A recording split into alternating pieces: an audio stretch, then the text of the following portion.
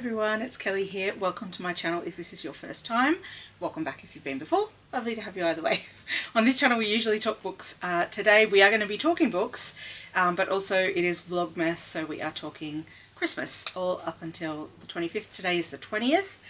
It is now the afternoon. I did not get to film this morning because I stayed out a bit too late last night. We went to go and look at some Christmas lights. If you want to see that footage, it's at the end of the last vlog, the vlog for the 19th, which went up a little late this morning because I needed to edit it this morning. I was too tired when I got in. So yeah, I spent the morning doing editing and then had a couple of appointments that I had to deal with. So that's what's happening there. Now I am going to be super quick because it says I have 7 minutes left on my camera. Also, I've got a lawn guy here doing some lawn stuff outside, and I have another appointment in about 20 minutes. So let's keep this super short. Now I'm going to do my advent calendars. Also, I need to show you the earrings I've selected for today. So we're going to go with little Christmas trees, classic, simple, because it's Christmassy. It's very close. It's 5 days to go. Santa's coming. So Christmas trees it is. And also we're going to do our advent calendars, which again I've forgotten to get out. Apologies. Let me get organised for a moment. Now, let me show you. We've got our kid stuff calendar first, and it's the 20th today. Here's the 20th.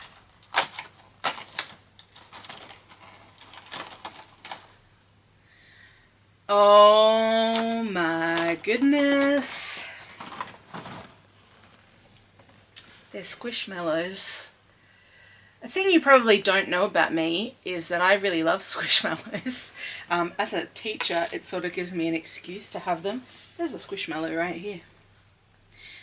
So, yeah. That's exciting. That's exciting.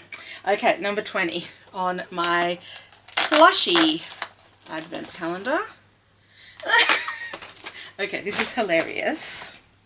It's an avocado in a Christmas hat. Amazing. Amazing. What a good day. Will it extend to this one? We shall see. 20. I am actually not hopeful, just to be clear. This has been constantly disappointing. Oop. Ah, okay. Some little stickers. And the stickers just all say Merry Christmas. Yeah, they'll be okay. I can find a use for those. That's one of the top 5. It's a little sheet of stickers, and that's one of the top 5 things that we've received. So that gives you any indication of how we feel about all of those things. Now I also have my advent puzzle to go. I'm not going to do my spin yet because I don't have time, but let's very quickly grab out this advent calendar that my husband put together in a tea box. And let's have a look at what's inside. So today is blue magic tea, and I'm pretty sure this is going to be a tea that is blue, which is exciting. And here's the puzzle page. It says, all signs point to delicious. Colouring in, looks like it's a magic 8-ball, which is fun. So Charlie's Chuckle Corner today is, what's the difference between a Zippo and a Hippo? A Zippo and a Hippo. One weighs a ton and the other is a little lighter. That's good. I like that. We've got the Zandoku to do and our 9-letter word as well. And our 9-letter word, our 9 letters today are JENNETYOM. So we'll have a go at that, and I'll report back if I am able to solve it. Now, before I finish this clip and go off to my appointment, I've got 4 minutes, so I'm going to do these really quick. On my way back from my appointment that I had earlier today, I went to the secondhand store, Lifeline it was, and I picked up a few books. So I'm just going to show them to you. I am not going to talk about what they are. So I managed to pick up, is it Elie Wiesel? Why is that? I'm so sorry. Night, which is a non-fiction memoir. I picked up this one, The Cat and the City by Nick Bradley, which is set in Tokyo, I believe. Yes. I picked up this, The Saturday Portraits by Maxine Beneba Clark, who is an Australian author, and this is about her interviewing a bunch of people for the Saturday paper, which is a newspaper here in Australia. I picked up a cookbook for me, Every Night of the Week Veg. I'm vegetarian, and these recipes looked pretty good, actually. So I was very pleased about that. Let me just pop them down. Two more to show you. This one is a photography book called Philip Jeeves Presents Casno's Sydney, 1904 to 1934. So Harold Casno is a photographer whose work I'm really interested in. I've got behind me on my art shelves a book of his photography, so that was a no-brainer. Picked that one straight up. And harking back to a previous hyperfixation of mine, The Fine Art of Fashion and Illustrated History. So historical fashion has been a staple of my hyperfixation when I was at school, in high school, and this has like lots of beautiful illustrations as well as text, so I'm really excited to read that one. It was a little bit more expensive, but I think absolutely worth it. Alright, I'm gonna finish this clip here. I will at some point make the tea, and I'll come back and I'll do my roll and spin to see which short story we're going to read today, but that will have to be after my appointment because I'm running out of time. So I will catch you in the next clip. Here's today's bit of puzzle done. It's getting close. It's mostly just more presents today and a bit of the rug. Yeah, very exciting. Okay, we're going to do our spin now. I'm finished with my appointment. So let's roll first. We rolled a 1, which means that we are spinning from the penguin wheel, which is the one that has the most still on it. It's got the most stories anyway. But we haven't read heaps from it yet. And today we're going to be reading Boys, question mark, question mark. Let me grab the penguin. Here it is. Let's find out what Boys is and who wrote it. It's by Anton Chekhov. Page 28, it looks like. Translated by Constance Garnett. So I'm going to read that. It only goes to page 34, so it's a relatively short one. Yeah, I'm going to read it and I will report back and let you know what I think of the story. I've just finished the story Boys by Anton Chekhov, translated by Constance Garnett. And it's about a boy called Volodya, and he has just come home from boarding school, and he's for Christmas, and has brought a friend with him. So the action all starts at the very beginning of them arriving, and then as the visit begins and continues, Volodya's sisters notice that he and his friend are very quiet and in their own thoughts, and wonder what they're planning at, and their scheme comes to light. It was good. I really liked it. I don't think I've ever read any Anton Chekhov before. I do own some Anton Chekhov somewhere, I think.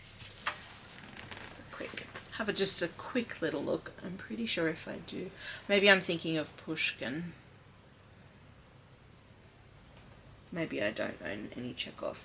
But I'd be happy to read some more from Chekhov because I quite liked it. Let me just check my vintage books. No, perhaps not. Yeah, so I don't own any more Anton Chekhov books, but maybe I'll look to get one because I quite enjoyed that story. Right, so leave that little bit of the vlog there and I will continue on with my day. I still have my things to do here, so I will do those. I'm also looking at maybe doing a little bit of Christmas decorating this afternoon, so we'll see what we can get done. Maybe some gift wrapping. I shall check back in and let you know what has been happening. Good evening.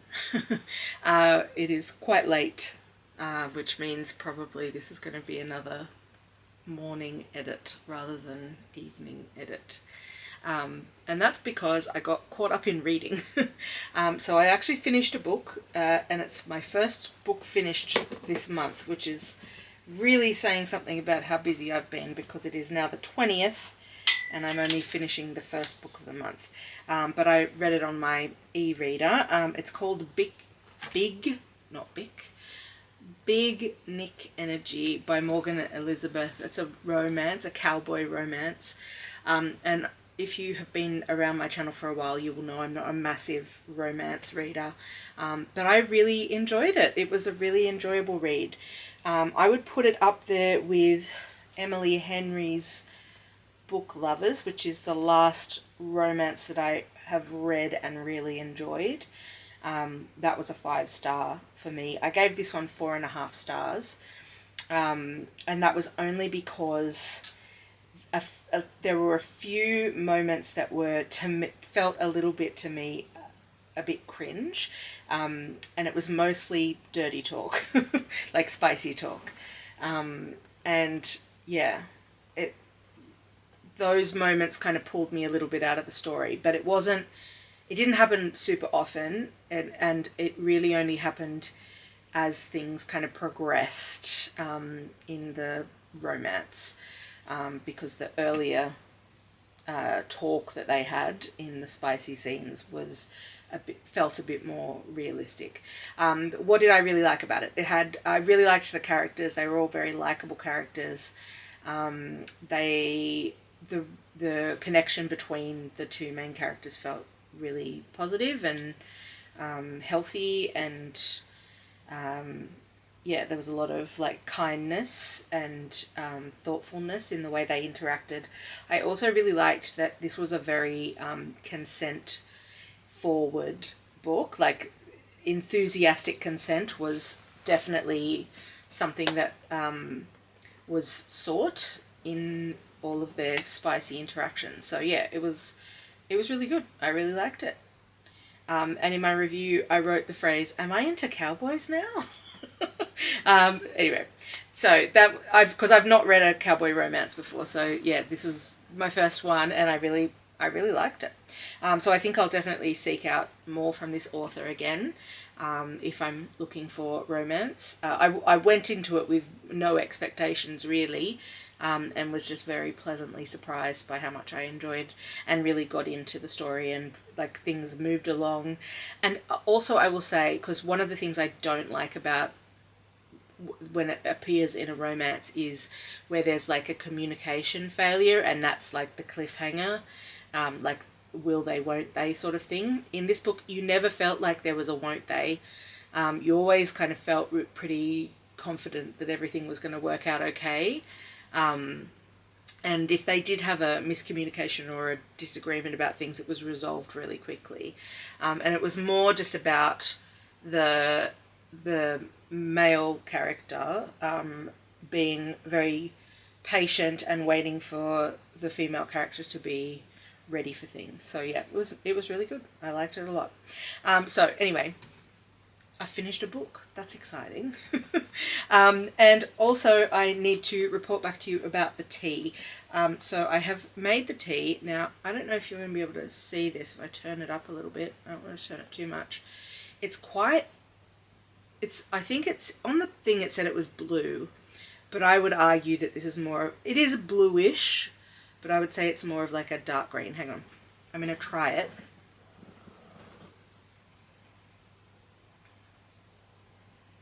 Oh, that's a really interesting flavour. There, let's see if I can tip it a little bit more now so that you can see the colour of it. I don't know if you can tell. Anyway, it sort of looks like a dark green, but they said if you squeeze lemon into it, it would change to purple. Now, I don't have any lemon, but I do have lime. So I'm going to give that a go and see if that changes. Let me just have one more sip first, actually.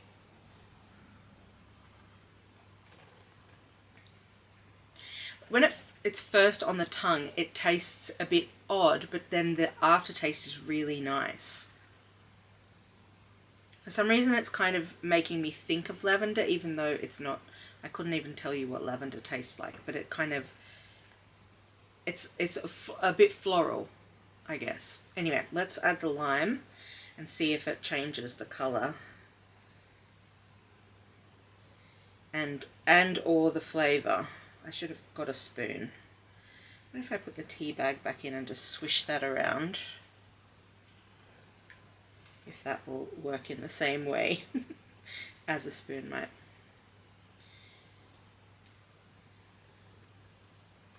I would say it's not. Oh, I was going to say it's not changing colour, but I'm getting a slight vibe. I wouldn't say it's purple, as is claimed, but I would say maybe it's a bit more brown than it was before. It has changed. Let's see how it changes the flavour.